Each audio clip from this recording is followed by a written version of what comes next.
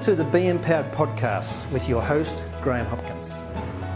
My goal is to help you regain your power by bridging the gap between who you think you are right now and who you really are. In simple language, that is like making your childhood dreams come true. This is for those who want to make an impact in their lives but don't know how to get there. Be ensured, when you know and feel connected to your spiritual mind, you master your world. Tom, I can see how excited you are about this. Let me see if I've got this right. If you can disassemble matter, then surely you can assemble matter at the same time. Yes. So, Where are we going with this, Graham?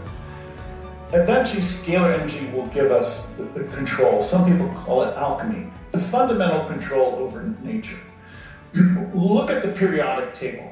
Many of you can remember from high school and college. You have the periodic table, and you start with hydrogen and helium, and you wind up on the other end with plutonium and some rare earth metals. Anyway, every element, every chemical on the periodic table can be assembled by way of scalar energy. What am I saying? Scalar energy can readily assemble hydrogen, helium, phosphorus, iron, gold, or silver. Molecules can be assembled by scalar energy. Any type of molecular state. Minerals, you will be able to assemble diamonds and sapphires by way of scalar energy. Everything has a geometry. Everything is assembled and maintained by way of scalar energy. Many people today try to crudely interrupt that geometry. And right now our methods are crude. I can tell you a much easier way. It's by way of scalar energy. Scalar energy is about to give us control over the physical universe. We will be able to create any atom, any molecule per se that we choose to. So Tom, let's bring this theory down to the practicality of what you can do for folks out there that are listening to this. I wanted to prove to mankind that scalar energy is real. Now, it's been a long road, and some people perhaps are dubious, but they should not be. And if they are incredulous, then they should remove that posture. Scalar energy allows me to have physical control over matter. Now, I've developed a technique, and I'm offering this to the general public, a technique whereby I can easily, routinely break apart germs such as viruses, bacteria, protozoa, fungi. It's becomes almost commonplace with me. It's easy to do. And the reason I can make these statements that it's easy for me to break apart the herpes virus is because I understand the nature of scalar energy and I understand the potential. I have many scalar energy instruments. I've perfected them over the years. And in so doing, scalar energy gives me mastery control now over pathogens, germs in specific. More work has to be done with other physical forms. But I have focused on germs, on pathogens. I wanted to prove to the world that this is valid. You have to prove something. You just can't theorize. Sooner or later, you have to go out in the laboratory and you have to invent. And that's hard. That's difficult. Well, I've taken that route. It's not been a rosy, but I have gotten there. I'm now to the point where I have scalar energy instruments that allow me to have control over physical matter, physical nature. In so doing, my contention is this. I now have the ability, I have the technique, I have the know-how in which I can disassemble any virus, bacterium, fungus, or protozoan, microorganisms, microbes, germs. I have control over that. So what is my statement? If I have control over a germ, a pathogen, I can eradicate that germ, that pathogen, and in so doing, I can eliminate the causative agent of disease. Well, this is going to open up the door for mankind to cure or prevent thousands of pathogenic diseases. Now, in specific, what do I mean? I routinely break apart the herpes virus. Well, the process that I've developed will prove to be either the cure or the prevention for herpes. I can routinely disassemble the bacterium, Mycobacterium tuberculosis, which is the causative agent of TB, tuberculosis. Well, approximately 1/3 of the world population has a latent infection of Mycobacterium tuberculosis. 1/3 of mankind has this bacterium in their body. Well, whether it's latent or active, I can disassemble Mycobacterium tuberculosis. So scalar energy will allow us to either prevent or cure TB around the world. And I can go on down the list. Am I able to disassemble the hepatitis virus? Yes. Will this prove to be the cure for hepatitis? Yes. Am I able to disassemble the HIV virus? Yes. Will this prove to be the cure for AIDS? Yes. I'm confident in these statements. And the reason I have such confidence is because God's given me this wisdom, and I have fundamental control. Energy is control. Energy is the cause. The effect is nature, is what we see with our physical eyes. Well, scalar energy is non-physical. It is indeed an energy, a first principle. It's a direct expression from God as far as I'm concerned. And this quintessence allows me to control the physical makeup geometry of all nature. Again, I've pinpointed my research to pathogens. And it's high time for the world to take note. I have discovered either the cure or the prevention for all pathogenic disease. Why? Scalar energy allows me to have fundamental control over pathogens. If I can control the pathogen, break it apart, eradicate it, well, the germ is gone. It no longer exists. If the germ doesn't exist, it can't cause disease. Scalar energy, hopefully this year, scalar energy will finally be embraced as to be the cure for all pathogenic disease. Tom, do you mind if I tell the viewers that you kindly offered to treat myself and my family after the last interview, which was probably 6 weeks to 2 months ago? Now, you got me to send you a photograph. That's it. Right. How do I feel so good? I'll explain that. Okay, take a deep breath, everybody. Scalar energy is not electricity. Hence, it has different properties. It observes different laws, different rubrics, if you will. Well, one of the interesting things about scalar energy, everything has scalar energy incorporated. Scalar energy, again, is everywhere, including your photograph. Well, Graham was kind enough to send me a photograph of his family. That photograph allows me to treat Graham remotely with my scalar energy instrument.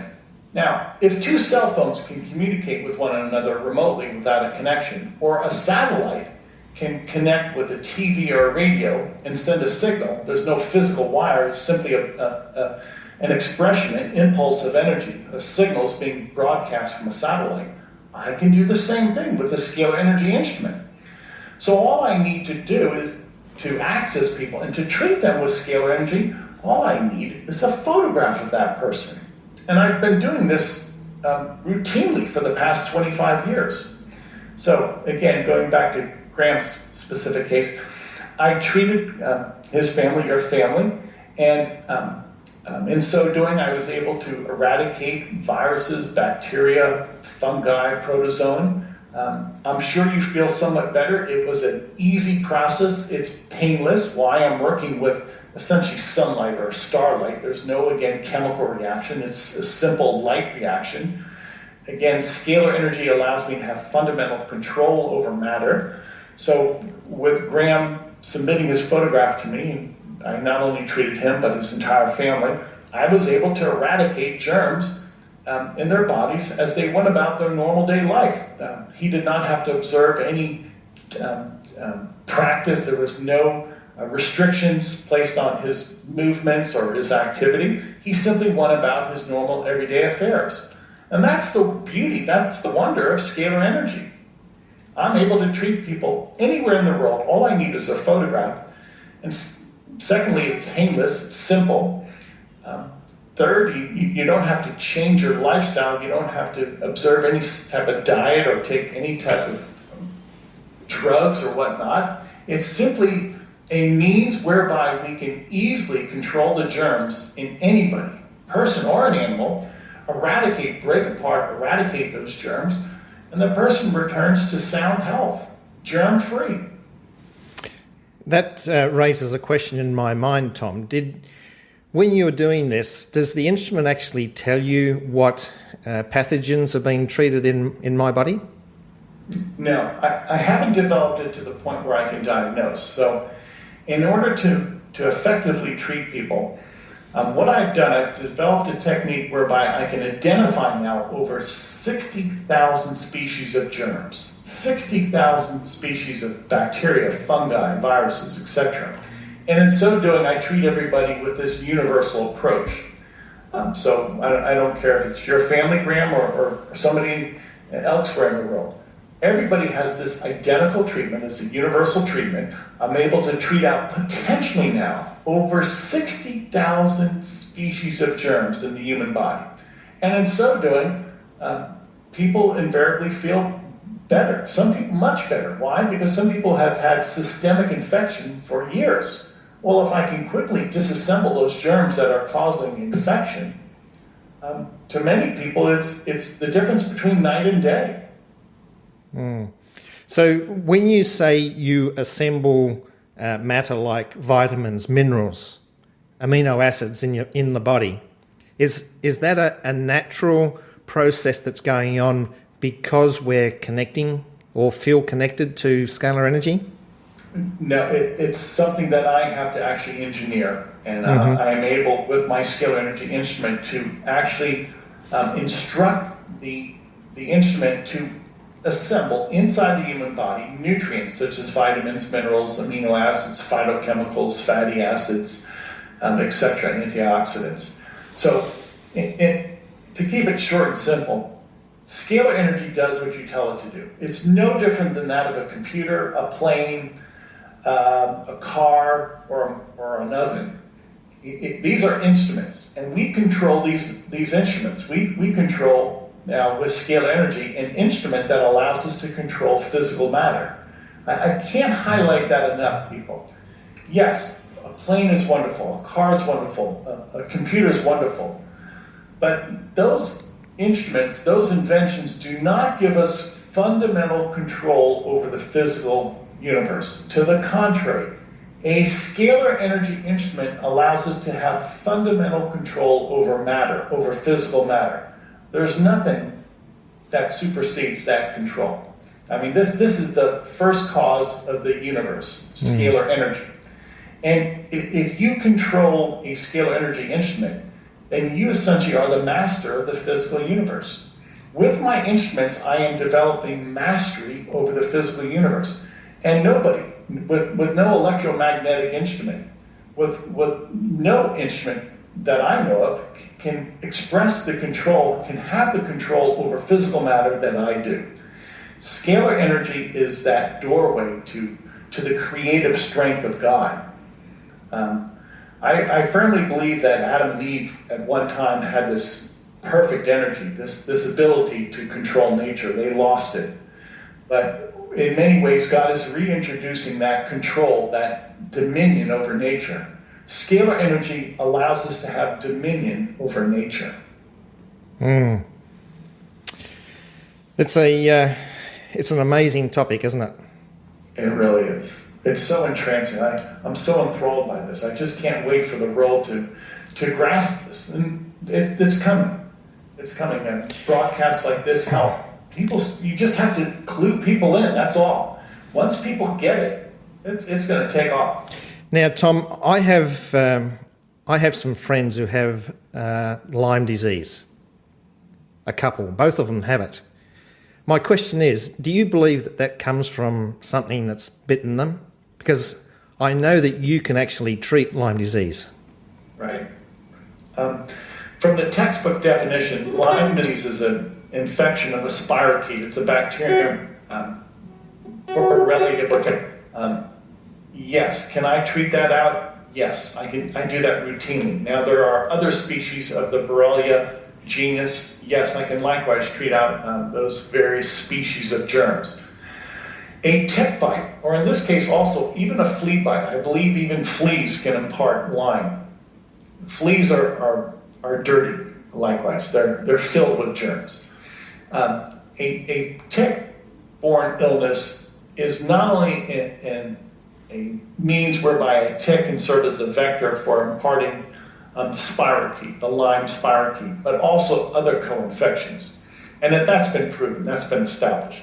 A tick can carry various species of protozoan, even viruses, and perhaps even fungi. So it's important that when I'm working with people, say with Lyme disease per se, that it's expedient that I not only treat out Borrelia burgdorferi, but also the co-infections associated with Lyme disease.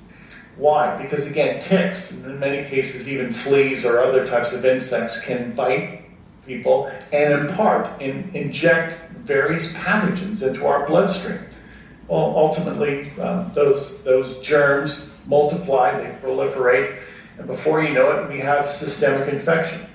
That's why I've gone to such an extreme, whereby today, as of today, I can treat out over 60,000 species of germs. Now, ultimately, later this year in 2015, I hope to hit the milestone of at least 85,000 species of germs, and then eventually I'll punch through 100,000 species of germs. Why? Germs are everywhere. There's so many species of germs. If you do any study on this, you can visit Wikipedia or any viable scientific source. There's potentially at least 150 to 200,000 species of fungi. Some people surmise there might be over 1 million species of fungi. Well, mold, fungus, is not good for the human body. And in many ways, it's either parasitic or in many cases it's pathogenic. So my intent is to assemble if you will, a library whereby I can treat out as many species of pathogens as possible. The greater the number of species that I can eradicate, then I have the greater potential of curing pathogenic disease. So, for instance, if I only had one germ in my repertoire, if you will, if I only could treat out, say, Streptococcus pyogenes, then that would be limited. But eventually, if I can treat out 60,000 species of germs, which I can today, or eventually 100,000 species of germs, well, that's significant.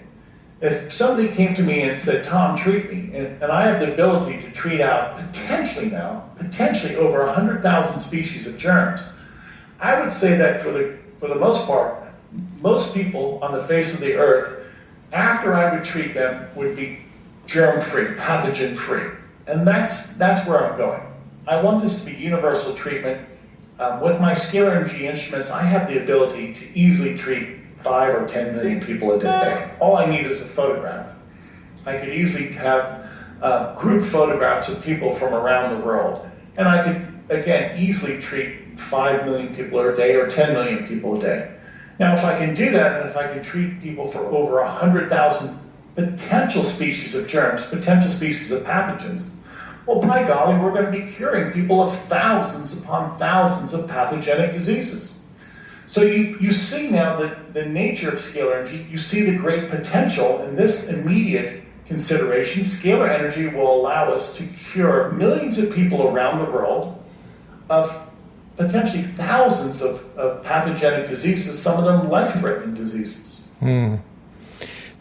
Tom, you say that scalar energy is the source or power plant behind the energy in the universe. Yes. So my question to you is, does scalar energy, is it subject to entropy? No, that's an excellent question. Entropy is the weakening of a signal. Electricity and magnetism weaken over time and distance. That's the beauty of scalar energy. Scalar energy is perpetual. Scalar energy does not experience any entropy. Some people call that the opposite state, negentropy. Scalar energy does not weaken over time or distance. In other words, if you took a flashlight, your typical flashlight, and you would shine it, well, you might see the beam carry for 20, 30, 40 yards. That's working through the electromagnetic spectrum. Imagine a flashlight that's powered exclusively by scalar energy, and you would shine that flashlight, and that beam of energy would traverse the universe without any attenuation of signal. That's the difference between electricity and scalar energy. That's the difference between a instrument that can work within this matrix, within this dimension. Scalar energy is a never-ending energy. It's perpetual. It never weakens over distance. It's really an eternal divine energy. You could almost say that there's no decay in God's universe. Yes, thank you. And that's why I firmly believe that there is a heaven, and in heaven you find scalar energy exclusively. Well, why would I say that? If heaven is real, and it is, and heaven is a place of light, well, what type of light is in heaven? It's not electromagnetic light. Only scalar energy is found in heaven, because electromagnetic light, electricity and magnetism, entail decay, death. It's really resistance. Definitively, you could say it's a description of resistance, electricity and magnetism. To the contrary, scalar energy never has any resistance. There's never any decay or death. So a perfect scalar energy environment is heaven. And in a perfect scalar energy environment, there is no death, decay, there's no degradation, there's perfect happiness, perfect coherence, perfect order. We're going to make it to heaven someday. I'm convinced, Greg. Now, when we go to heaven, we will live in a perfect scalar energy environment, and that's why people in heaven never experience death, disease, or sadness. If you're living in a perfect scalar energy environment, death is impossible. Disease is impossible. Old age and decay is impossible. To be unhappy is impossible in a perfect scalar energy environment. What I'm seeing, Tom, is that you have been commissioned to bring heaven to earth. We can live this now. Yeah, that's true. And that's a good point. A scalar energy instrument really is a miniature sun. I have scalar energy instruments. They all behave like a sun. I have a miniature sun in my laboratory. And that miniature sun produces a heaven-like characteristic. And indeed, that's really the mission that I've been given, to bring heaven to earth. Heaven is perfect scalar energy. Well, I'm trying to introduce that perfect scalar energy to the world, which is heavenly energy. It's divine energy. There's nothing like it. The electricity can't hold a candle to scalar energy. There's no comparison whatsoever. Tom, my understanding is that electromagnetic energy is a waveform. So basically you bring two waves together to create the formation of the double helix. That's right. Let me describe it this way. The sun of our solar system, the stars, are the points of origin for all scalar energy. All energy in the universe originates as scalar energy. The stars of the universe are scalar energy generators. Some people say there's atomic bomb explosions inside the sun. It's false. Inside every star, inside the sun of our solar system, as well as the stars of the universe, it is hollow and it's relatively cool and benign. Why? It's a perfect scalar energy environment.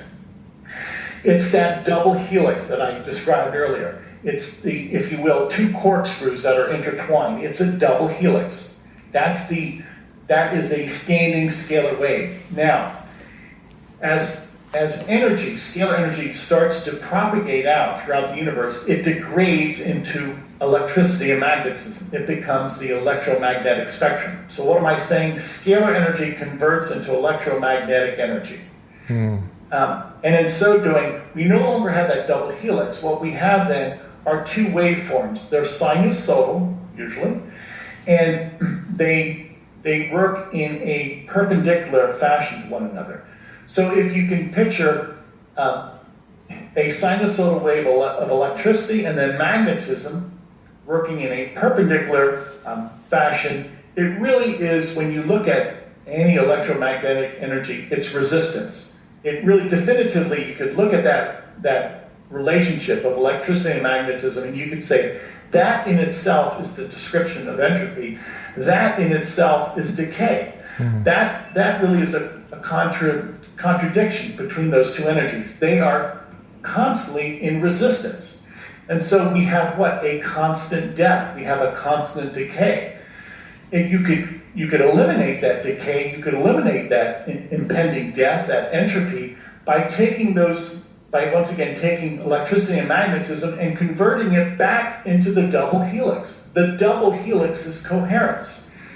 So, in synopsis, the sun of our solar system, the stars of the universe, they all are points of origin for scalar energy. Sadly, that scalar energy is not maintained, and most of the universe today is filled with the electromagnetic spectrum to the point where decay and death are assured. Entropy is the norm throughout most of the universe. However, I have to underscore this.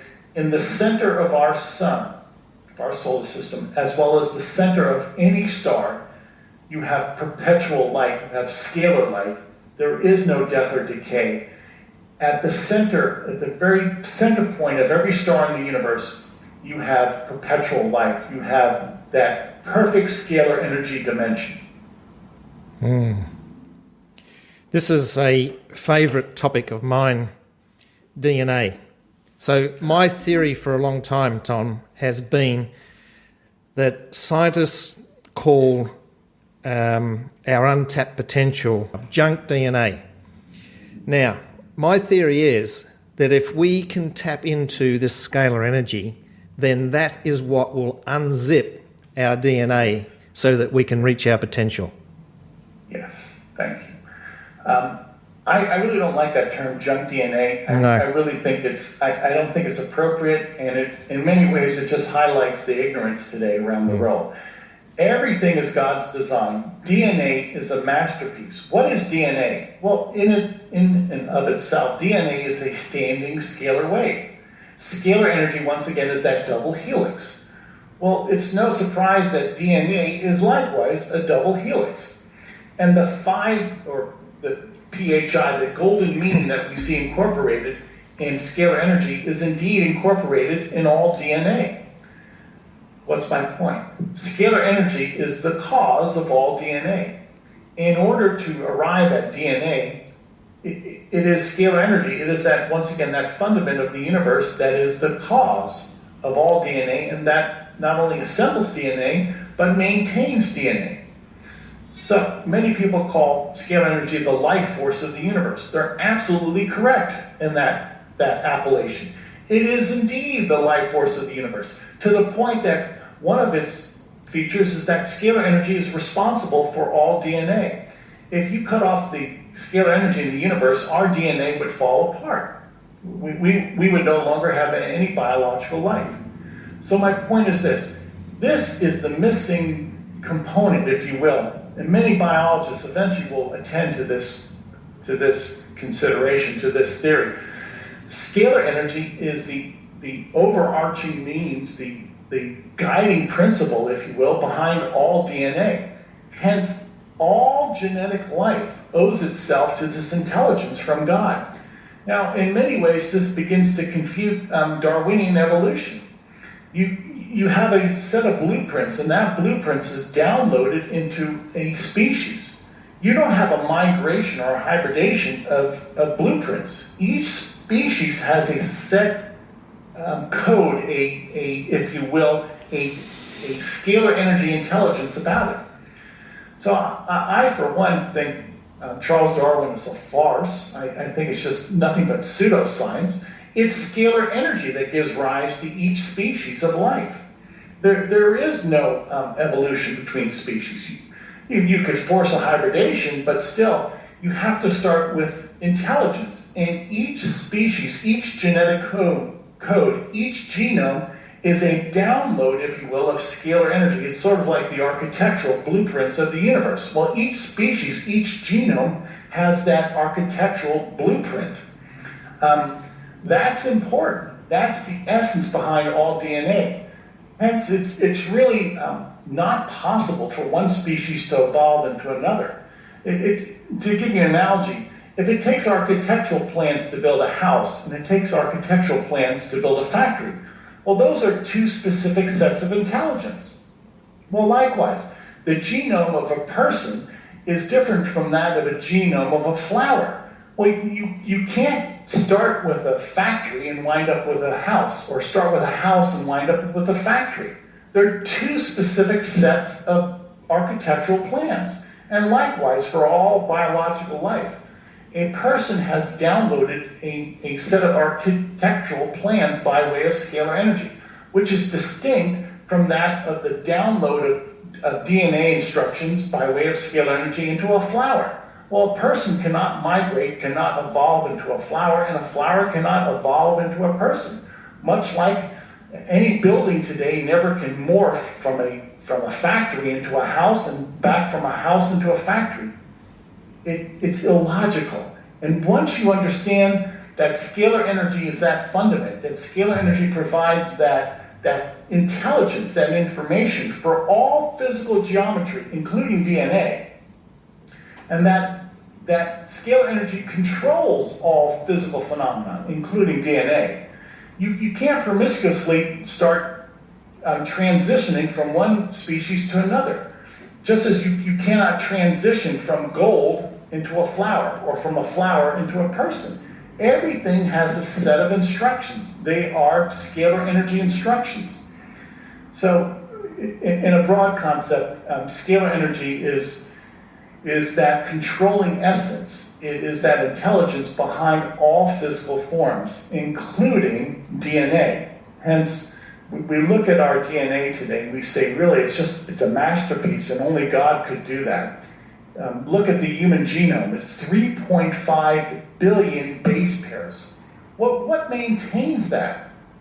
For the most part, with the exception of mutation from environmental factors, how is it that we get 3.5 billion base pairs to assemble and maintain in the human genome? It's only done by way of intelligence, this divine intelligence, scalar energy.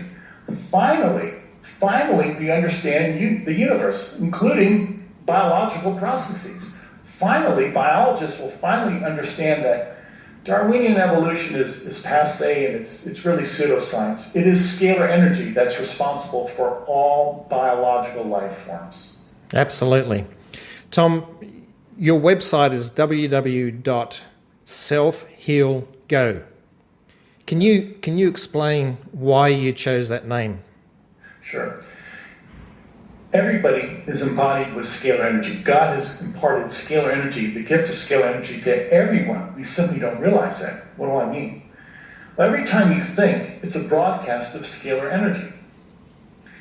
Every time you pray, it's a broadcast of scalar energy. Feelings, emotions are a broadcast of scalar energy. Remember, scalar energy is intelligent energy.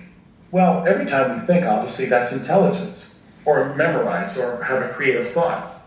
When we pray, we're actually broadcasting this light energy throughout the universe. Prayer is crucial to mankind.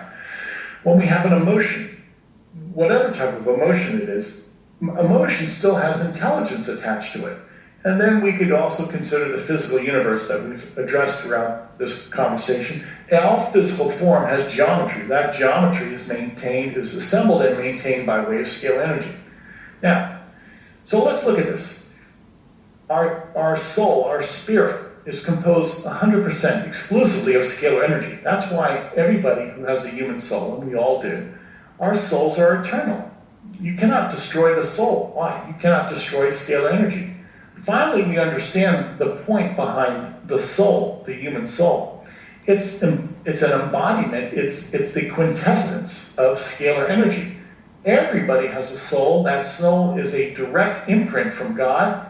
So when we look at the human soul, the human person, everybody has this, if you will, this identification. This breath of life is from God. The human soul is 100% scalar energy. Okay, let's move to the intellectual realm. every thought, any deduction, any scientific inquiry, any hunch, any intuition, any calculation, memory, or creativity, all of that is scalar energy. It's intelligence from God. Next, any feeling, emotion, whether it's a happy expression or a feeling of sadness, all of that is intelligence. The human heart is a tremendous scalar energy generator. My scalar energy instruments cannot compare to the human heart. Everybody has a human heart, obviously. A human heart is a ongoing, perpetual scalar energy instrument until it stops beating. What am I saying? It is scalar energy that provides the circadian rhythm. What is it that empowers our heart? Many people said, well, how is it that our heart beats? Our heart is beating by way of scalar intelligence. The impulse behind every human heart is scalar energy. Without scalar energy, our hearts would stop beating. So in many ways, a heart attack or some type of stroke is some type of interruption of a scalar wave, but we'll get into that later. And finally, the last consideration, the physical universe. All physical matter is held together and maintained by scalar energy. So in synopsis, the spiritual, the mental, the emotional, and the physical realm, the four realms, are all called into existence and maintained by scalar energy. Scalar energy is the animating principle behind all spiritual activity, intellectual, cognitive activity, emotional activity, as well as physical activity. Scalar energy is the driving force. Scalar energy is the cause behind all activity in the universe. And sadly, we've missed it. In other words, we've missed the universe, Graham. Yeah. Well, I think we're about to change all of that, Tom. And Yes, I think I'm conscious of the time, and I think we need to wind this up now. Is there one final insight that you want to share before we wind this up? I would encourage everybody to embrace scalar energy. You already are experts. I mean that. Everybody is an expert in scalar energy. You might not realize that. Why? Well, everybody has a soul. So you're a spiritual being with a scalar energy counterpart, which is your soul, which is always with you. Everybody thinks. Everybody's capable of memory. Well, you're constantly exercising scalar energy when you think. Everybody has brainwaves. Everybody has a heartbeat. Everybody has emotion. Your heart, again, is probably the most perfect scalar energy example that I can afford, with the exception of the sun or the stars. And then last, everybody's composed of flesh and bones and organs and blood. All of that is called into existence by scalar energy. Your very DNA is made possible by scalar energy instructions. So all of you are scalar energy experts. You simply don't realize that. Some people have called scalar energy 0-point energy, chi, prana, life force energy. That's all true and accurate. There's two energies in the universe. And everybody's familiar with electricity, but I can guarantee you, all of you are likewise as familiar with scalar energy, but you just don't realize that there's two energies. So embrace this energy. Once we accept this and use this in a broad scale capacity, scalar energy is going to change the world for the better. And you're going to be a part of it. Yeah, absolutely. So I'd like to thank everybody for watching this. As we wind up, can I please ask you to do a favour? If the people viewing this could go to iTunes and leave a review under the Be Empowered podcast, because this is a message that really needs to get out there. And if we can increase the ratings, that is done by review. So, folks, if you've enjoyed this, if you can see any reality in this at all, then do both Tom and I a favour and either go to his website and become involved, or go to the Be Empowered group website and go to the place that you can find the iTunes Be Empowered show and leave a review so that we can start getting this message out there. So Tom, I'd really like to thank you. This has been such a wonderful, wonderful discussion with you.